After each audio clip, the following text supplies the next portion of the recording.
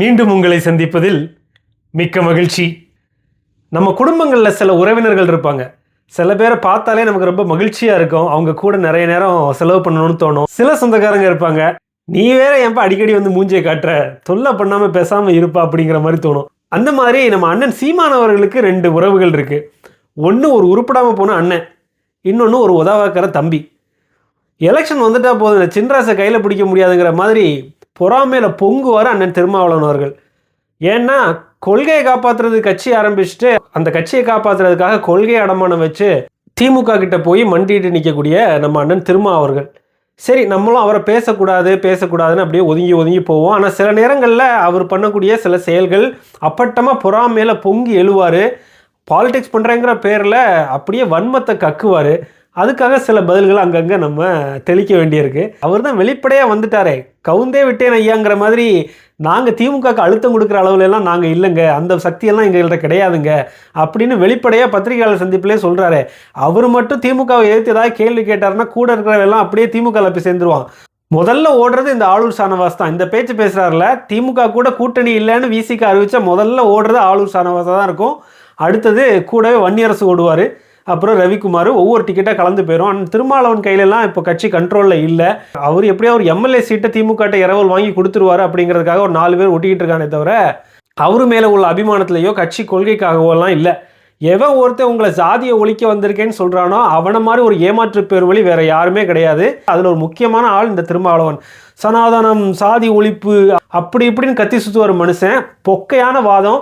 அதான் அந்த படித்தவன் வந்து நம்மளை ஈஸியாக ஏமாற்றுவான். அதில் கை தேர்ந்தவர் தான் நான் திருமாவளவன் அவர்கள். நிறைய வாசிக்கிறார்ல, அதனால மக்களை எப்படி மழுங்கடிக்கணும், மக்களை எப்படி ஒரு குழப்பு வாதத்துக்குள்ளே கொண்டு வரணும்னு சொல்லி அவர் பேச்சை நீங்கள் ஒரு 10 நிமிஷம் கேட்டீங்க அப்படின்னா அப்படியே இது என்னப்பா சொல்ல வர்ற அப்படிங்கிற மாதிரி இருக்கும். காட்டமாக பேசுகிற மாதிரி பேசுவார், ஆனால் உள்ளுக்குள்ளே பொக்கையான வாதங்களை வைப்பார். சனாதனம், சாதி ஒழிப்புன்னு பேசுவார்.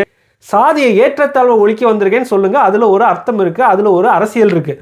தொழில்முறை சமூகமாக இந்த சமூகத்தில் அங்கங்கே கூடி வாழ்ந்தவங்க இந்த தமிழ் சமூகம். அதுக்கப்புறம் இடையில வந்தது இந்த ஏற்றத்தாழ்வு. நம்ம ஒழிக்க வேண்டியதே இந்த ஏற்றத்தாழ்வு தான். சாதியை நீ ஒழிக்கிறேன்னு சொல்கிறதே ஒரு பிதப்புவாதம். நீ உங்கள் அப்பா பேர் அழிச்சிருவேன், உங்கள் அம்மா பேர் அழிச்சிருவேன், உங்கள் தாத்தா பேர் அழிச்சிருவேன்னு சொல்கிற மாதிரிப்பட்ட ஒரு அர்த்தமே இல்லாத ஒரு வாதம். சாதியை ஏற்றத்தாழ்வு, நீ என்னை தாழ்த்தி பார்க்கக்கூடாது, நான் உன்னை தாழ்த்தி பார்க்கக்கூடாது. ஆனால் அம்பேத்கருமே அதுதான் சொன்னார். எனக்கு மேலே உயர்ந்தவன் யாரும் இல்லை, எனக்கு கீழே தாழ்ந்தவன் யாரும் இல்லைன்னு தான் அவரும் சொன்னார். அம்பேத்கரியவாதின்னு சொல்லிக்கிட்டு ஒரு தமிழ் சமூகத்தை இன்னொரு தமிழ் சமூகத்துக்கு மேலே ஏவி விடுறதை தவிர நீங்கள் சாதிச்ச அரசியல் என்ன?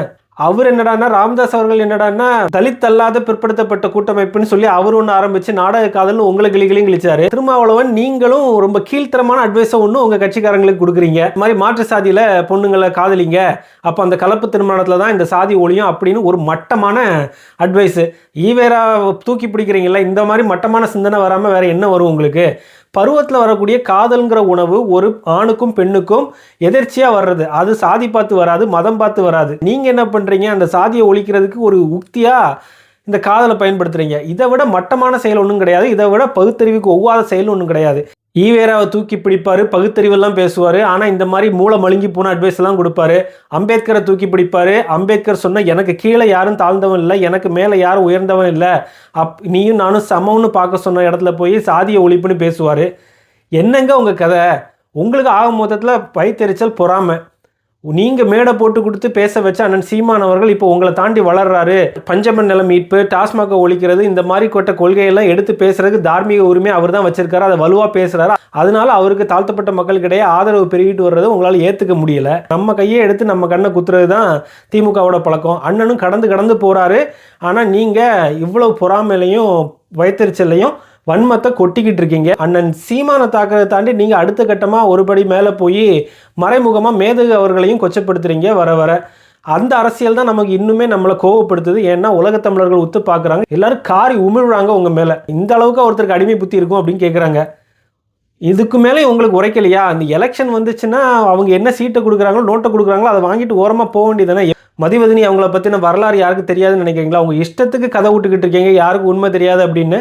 இவ்வளோ பேர் பார்த்துக்கிட்டு இருக்கும்போதே நீங்கள் மேடையில் உண்மைக்கு புறம்பான செய்திகளை மேதகு அவர்களை பற்றியும் குடும்பத்தினரை பற்றியும் நீங்கள் எடுத்து வைக்கிறீங்க. வெளிப்படையாக உலக அறிஞ்ச விஷயத்திலேயே இவ்வளவு பச்சையாக நீங்கள் மேடையேறி நீங்கள் பொய் சொல்கிறீங்கன்னா உங்களை என்ன சொல்கிறது? இவ்வளவோ ஒரு மனுஷனுக்கு பொறாமையும் வைத்திருச்சலும் இருக்கும். திமுக போடுற 4-3 சீட்டுக்கும் 2-3 எலும்பு துண்டுக்குமா இந்த பேச்சு? இதெல்லாம் நீங்கள் பேசுகிறது முழுக்க நாம் தமிழர் கட்சியின் வளர்ச்சி மேலே இருக்கிற பொறாமையும் வைத்தறிச்சல்னாலையும் தான் நீங்கள் பேசிக்கிட்டு இருக்கீங்கிறது அப்பட்டமாக தெரியுது திருமாவளவன். நீங்களும் சிந்தித்து பாருங்க, கருத்துக்களை பதிவிடுங்க. வாழ்க தமிழுடன்.